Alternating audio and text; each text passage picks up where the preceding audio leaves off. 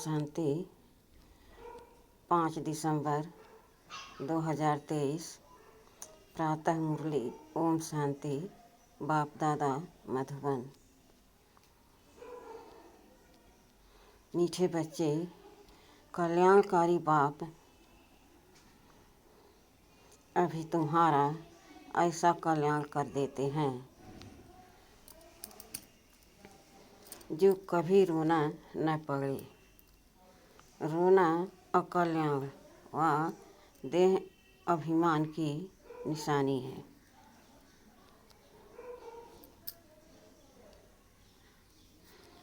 प्रश्न: किस अटल भावी को जानते हुए तुम्हें सदा निश्चिंत रहना है?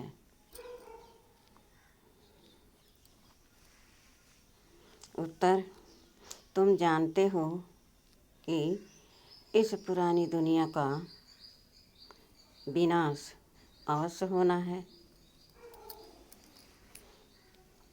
भल पीस के लिए प्रयास करते रहते हैं, लेकिन नर चाहत कुछ और। कितना भी कोशिश करें, यह भाव भी टल नहीं सकते।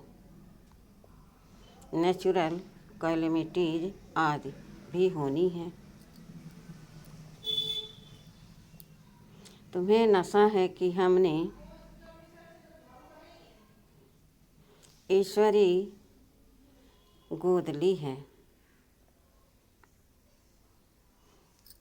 जो साक्षात्कार किए हैं वह सब प्रैक्टिकल में होना ही है।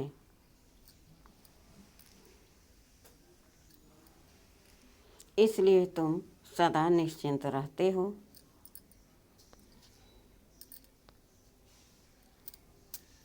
ओम शांति।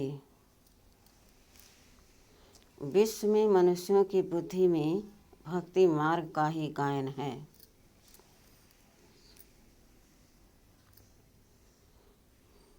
क्योंकि अभी भक्ति मार्ग चल रहा है।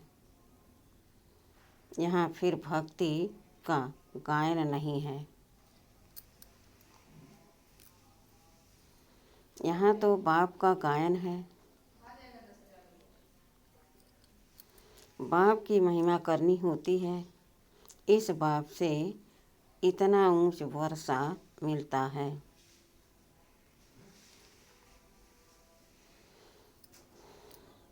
भक्ति में सुख नहीं है। भक्ति में रहते हुए भी याद तो स्वर्ग को करते हैं ना।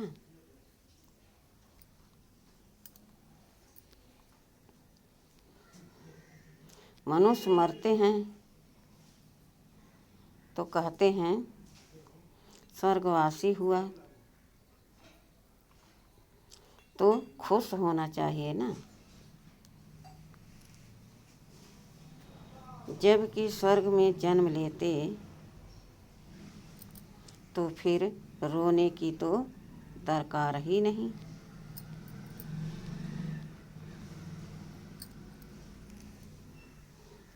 वास्तव में यह सच्ची बात तो है नहीं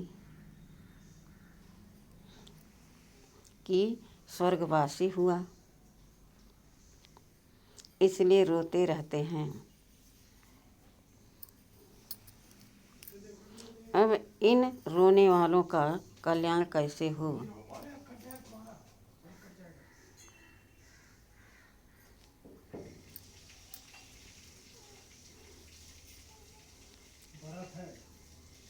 रोना दुख की निशानी है। मनुष्य रोते तो हैं। मनुष्य रोते तो है ना। बच्चे जन्मते हैं तो भी रोते हैं, क्योंकि दुख होता है। दुख नहीं होगा तो जरूर हर्षित रहेंगे।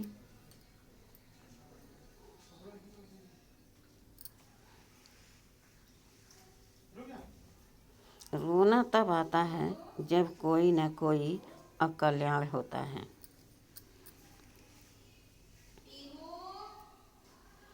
सतयुग में कभी अकल्याण नहीं होता,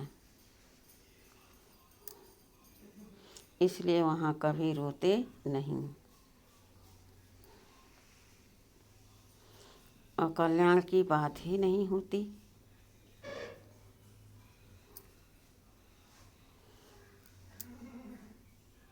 यहाँ कभी कमाई में घाटा पड़ता है या कभी अन्न नहीं मिलता तो दुखी होते हैं,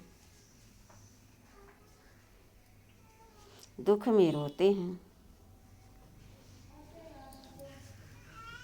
भगवान को याद करते हैं कि आकर सभी का कल्याण करो।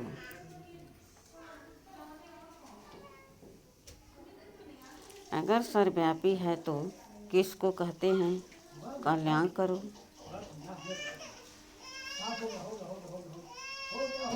परमपिता परमात्मा को सर्वव्यापी मानना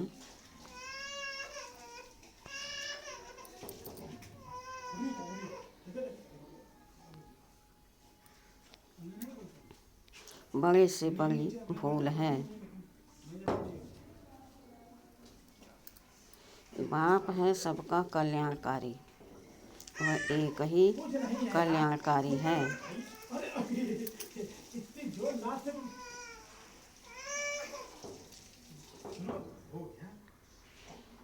तो जरूर सबका कल्याण करेंगे।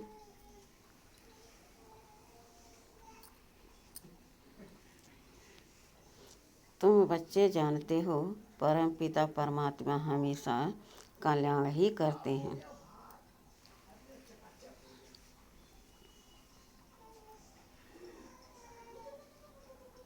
अब वह परमपिता परमात्मा कब आए जो विश्व का कल्याण करे।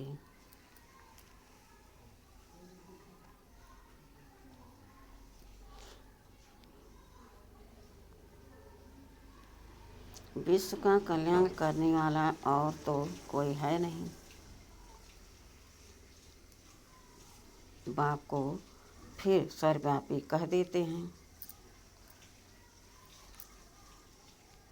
कितनी भारी भूल है।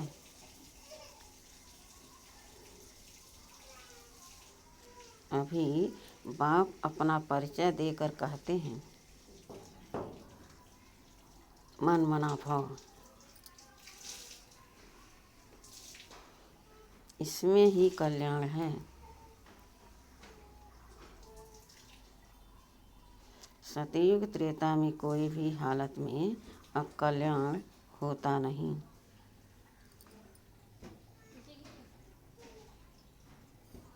त्रेता में भी जबकि राम राज्य है तो वहाँ शेर बकरी इकट्ठे जल पीते हैं।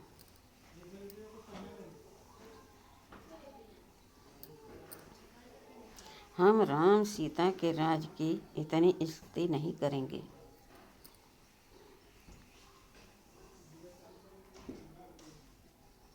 क्योंकि दो कला कम हो जाने से कुछ न कुछ सुख कम मिलता है।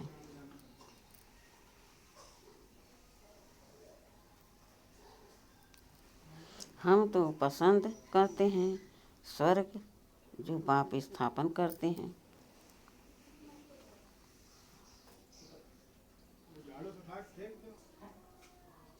उसमें पूरा वर्षा पाए तो बहुत अच्छा है।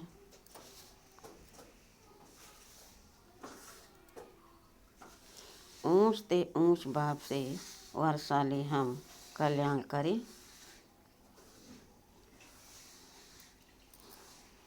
हर एक को अपना कल्याण करना है। श्रीमत पर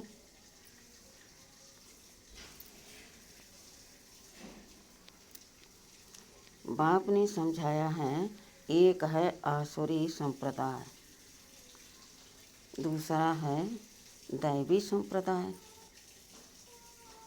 अभी एक तरफ रावण राज्य है, दूसरे तरफ मैं दैवी संप्रदाय स्थापन कर रहा हूँ।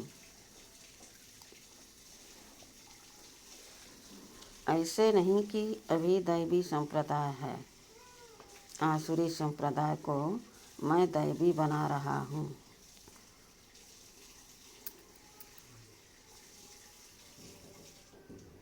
कहेंगे दैवी संप्रदाय तो सतयुग में होता है।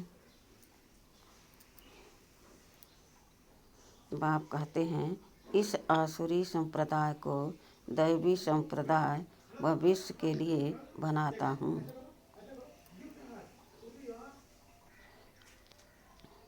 अभी है ब्राह्मण संप्रदाय,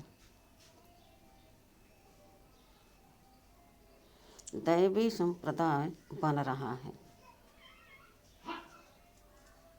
गुरु नानक ने भी कहा है मनुष्य से देवता, परंतु कौन से मनुष्य हैं जिनको देवता बनाएंगे? वह ड्रामा के आदि मध्य अंत को तो जानते नहीं। सृष्टि के आदि में जो लक्ष्मी नारायण श्रेष्ठाचारी हैं, वह भी आदि मध्य अंत को नहीं जानते।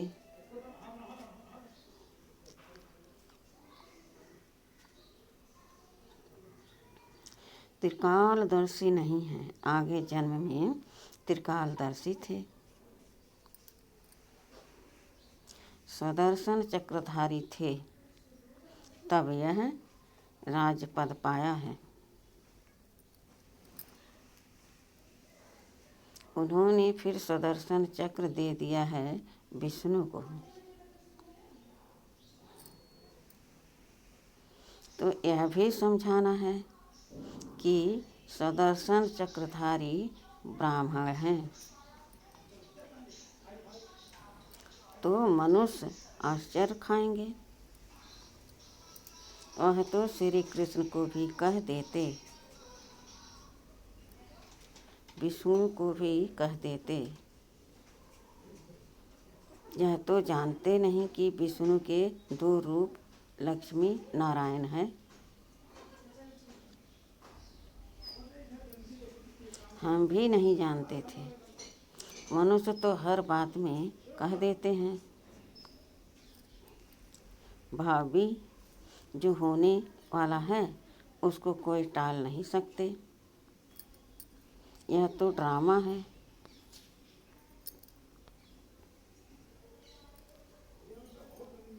तो पहले पहले बाप का परिचय दे या ड्रामा का राज समझाएं। सो भी जब बाबा की याद हो, पहले पहले बाप का परिचय देना चाहिए। बेहद का बाप शिव बाबा तो मशहूर है।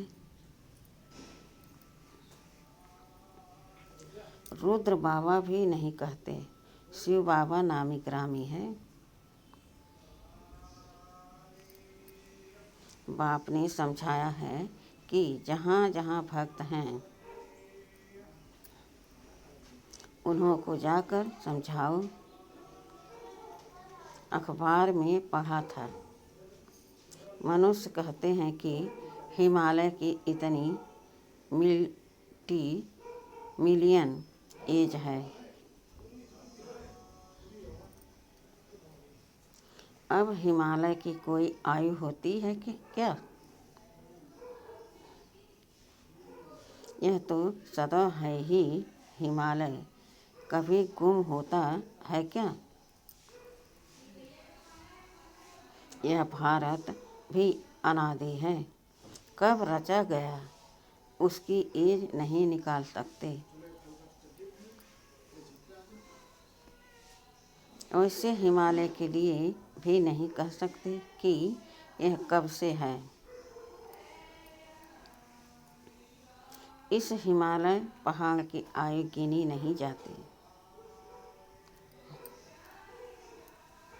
ऐसे थोड़े ही कहेंगे कि आकाश की व समुद्र की आयु इतनी है।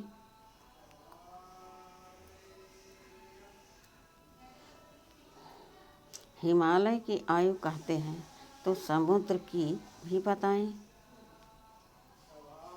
कुछ भी जानते नहीं। यहाँ तो तुमको बाप से वर्षा पाना है। यह है ईश्वरी फैमिली।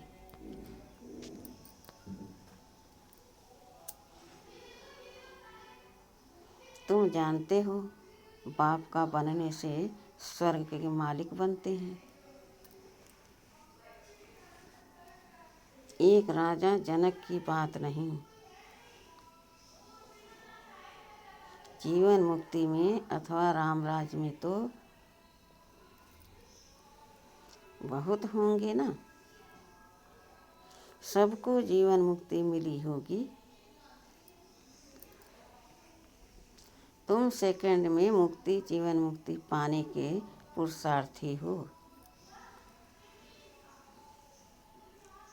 बच्चा बने हो, मम्मा बाबा कहते हो, जीवन मुक्ति तो मिलेगी ना।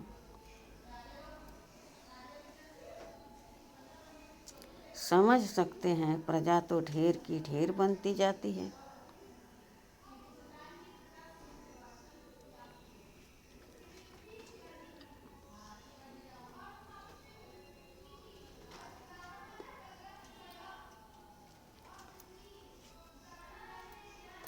दिन प्रतिदिन प्रभाव तो निकलना है ना।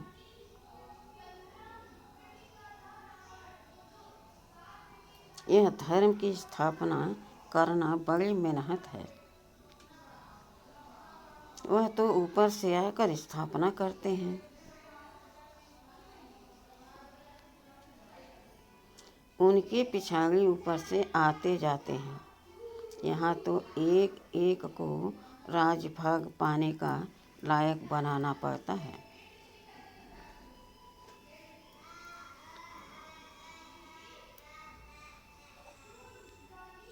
लायक बनाना बाप का काम है। जो मुक्ति जीवन मुक्ति के लायक थे, सबको माया ने नालायक बना दिया है।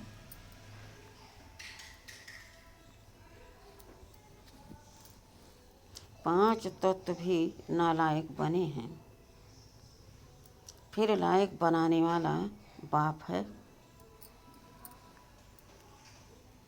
तुम्हारा अभी सेकंड सेकंड जो पुरुषार्थ चलता है, समझते हैं।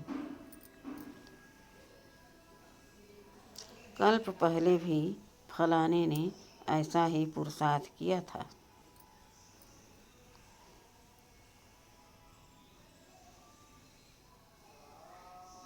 कोई आश्चर्यवत भागंती हो जाते हैं, फारकती दे देते हैं,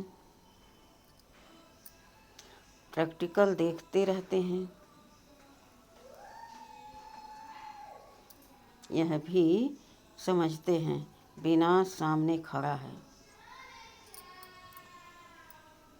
ड्रामा अनुसार सबको एक्ट में आना है। नर चाहत कुछ और। वह चाहते हैं पीस हो, परंतु भाभी को तुम बच्चे जानते हो।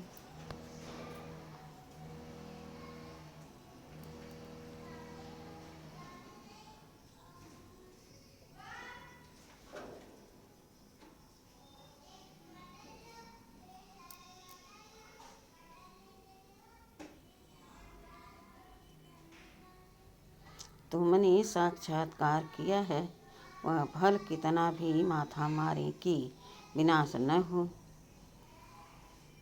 परंतु यह भाभी टल नहीं सकती। अर्थवीक नेचुरल कैलेमिटीज होगी, वह क्या कर सकते। कहेंगे यह तो गॉड का काम है। तुम्हारे में भी बहुत थोड़े हैं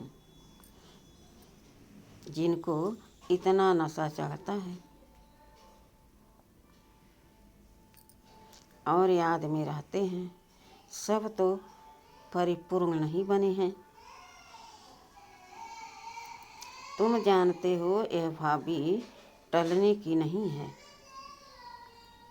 अन्न नहीं है मनुष्यों के रहने के लिए जगह नहीं है। 3 पैर पृथ्वी के नहीं मिलते।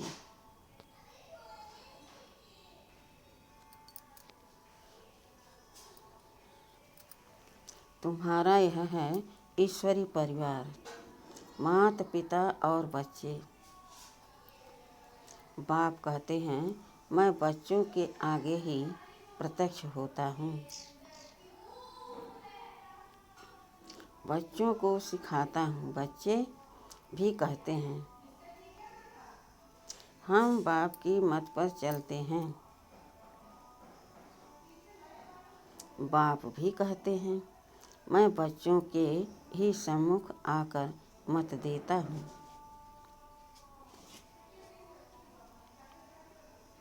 बच्चे ही समझेंगे, नहीं समझते हैं तो छोड़ो, लड़ने की कोई बात नहीं।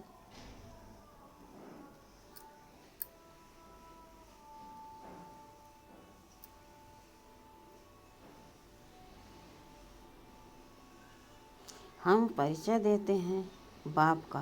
बाप कहते हैं, मुझे याद करो तो विक्रम विनाश होंगे और सुदर्शन चक्र को याद करो तो चक्रवर्ती राजा बनेंगे। मन मना भाव मध्या जी भाव का अर्थ भी यह है।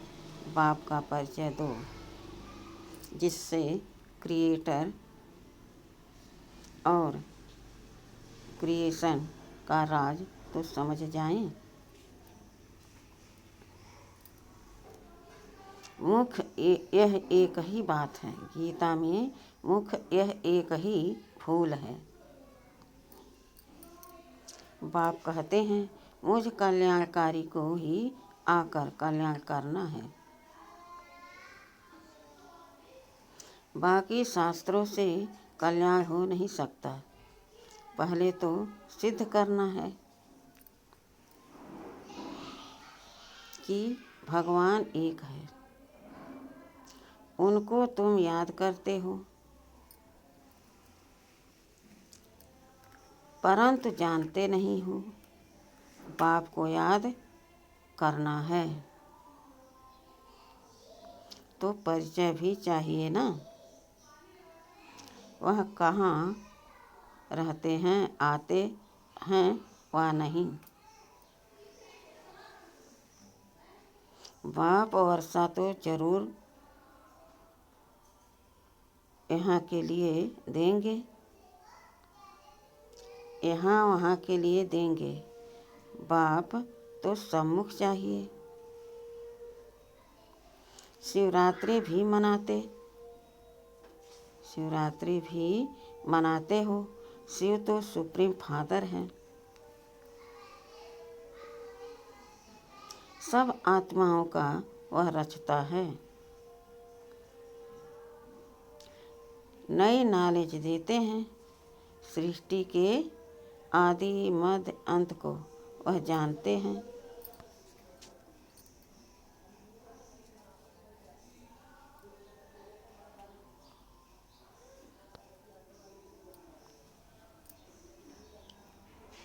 वह है ऊंचे से ऊंचा टीचर, जो मनुष्य को देवता बनाते हैं। राजयोग सिखलाते हैं। मनुष्य कभी राजयोग सिखला न सकें। हमको भी उसने सिखलाया, तब हम सिखलाते हैं। गीता में भी शुरुआत में और अंत में मनमना भाव और मध्याजी भाव कहा है।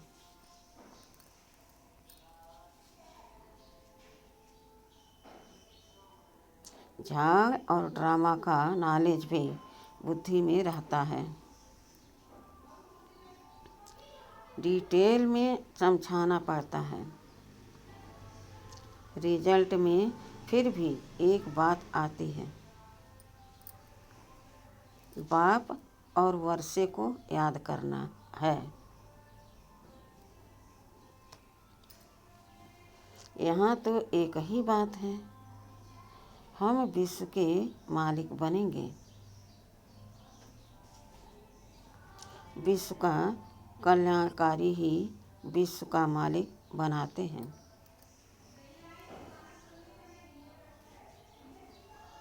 स्वर्ग का मालिक बनाएंगे, नरक का थोड़े ही। मालिक बनाएंगे, दुनिया यह नहीं जानती।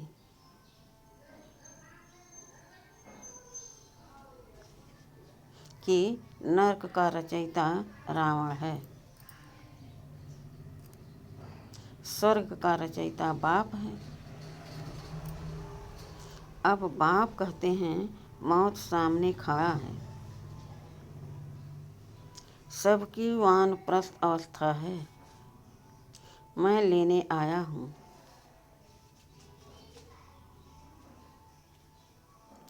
मुझे याद करो तो विक्रम विनाश होंगे।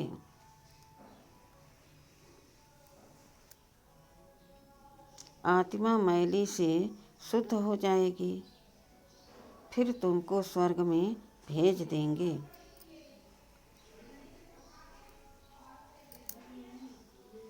यह निश्चय बुद्धि से किसको समझाना है।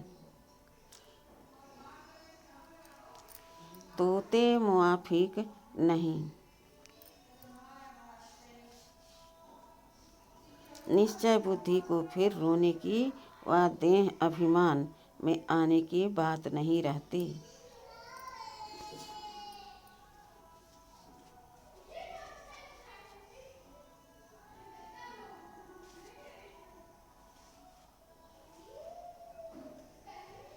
देह अभिमान बहुत गंदा बना देता है। अब तुम देही अभिमानी बनो, शरीर निर्वाह अर्थ कर्म करो। वह तो कर्म सन्यासी बन जाते हैं। यहाँ तो तुमको गृहस्थ व्यवहार में रहना है,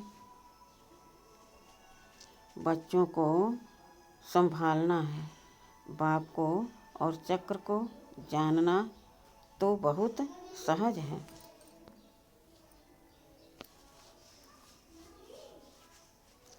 बाप को कितने बच्चे हैं, फिर उनमें कोई सपूत हैं, कोई कपूत है ना।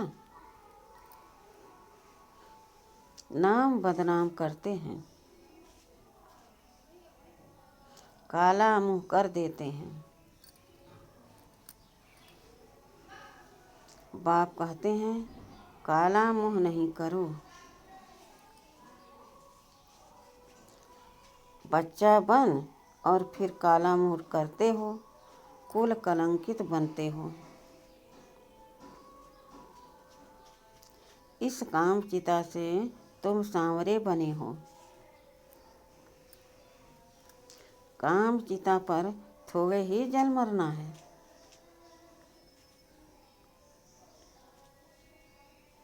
हल्का नशा भी नहीं होना चाहिए।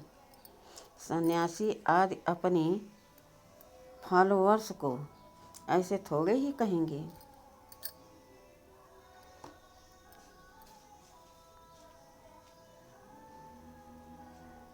वह रियलिटी में नहीं है।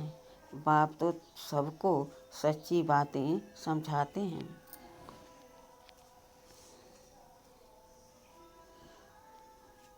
बाप कहते हैं मुझे याद करो, तुमने गारंटी की है। बाबा आपकी मत पर चल, हम स्वर्गवासी बनेंगे। बाप कहते हैं बच्चे, फिर विषय गटर में गिरने का ख्याल क्यों करते हो। तुम बच्चियां जब ऐसी मुरली चलाओ तो कहेंगे ऐसा ज्ञान तो हमने कभी सुना नहीं।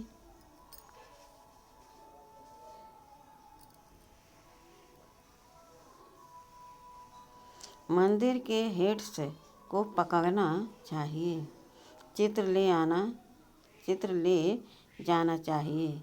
यह त्रिमूर्ति झाड़ दिलवाड़ा के ही चित्र हैं।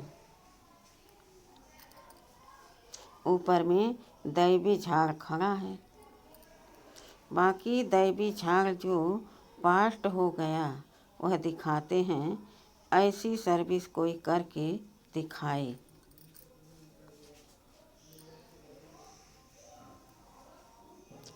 तब बाबा महिमा करें, इसने तो कमाल की है। जैसे बाबा रमेश की महिमा करते हैं, प्रदर्शनी विहंग मार्ग की सर्विस का नमूना अच्छा निकाला है। यहाँ भी प्रदर्शनी करेंगे। चित्र तो बहुत हैं अच्छे, चित्र तो बहुत अच्छे हैं। अब देखो, दिल्ली में जो रिलीजियस कॉन्फ्रेंस होती है वह भी कहते हैं वननेस हो, उसका तो अर्थ ही नहीं।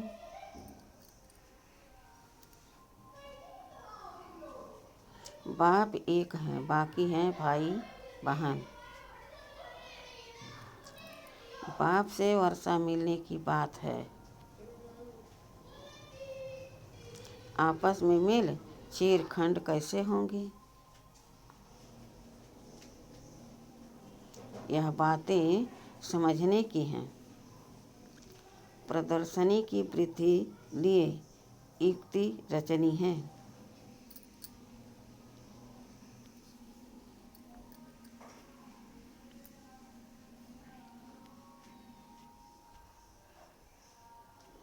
जो सर्विस का सबूत नहीं दिखाते उनको तो लज्जा आनी चाहिए। अगर 10 नए आए और 8-10 मर गए तो इससे फायदा क्या हुआ।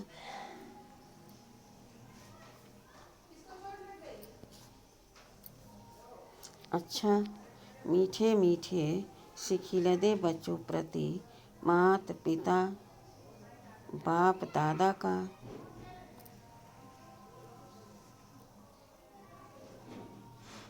याद प्यार और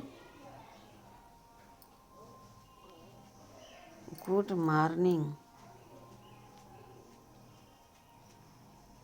रूहानी बाप के रूहानी बच्चों को नमस्ते।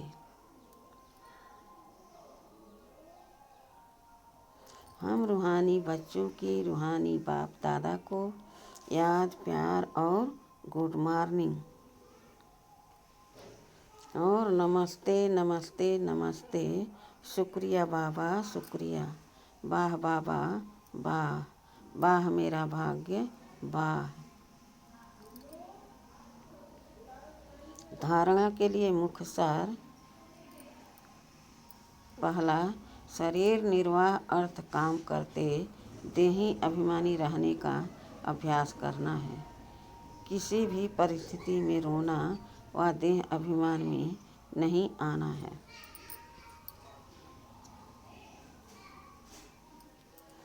दूसरा, श्रीमत पर अपना और दूसरों का कल्याण करना है।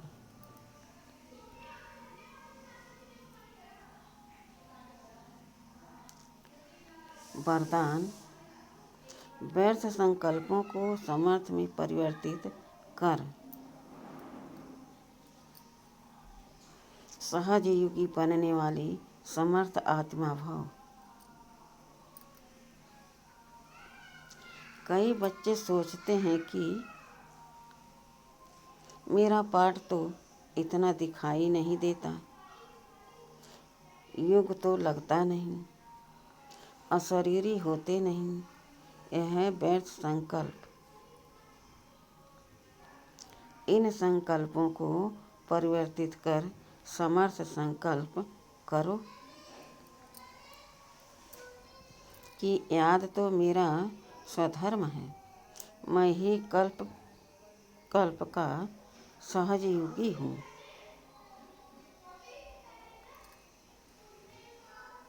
मैं योगी नहीं बनूंगा तो कौन बनेगा। कभी ऐसे नहीं सोचो कि क्या करूं, मेरा शरीर तो चल नहीं सकता।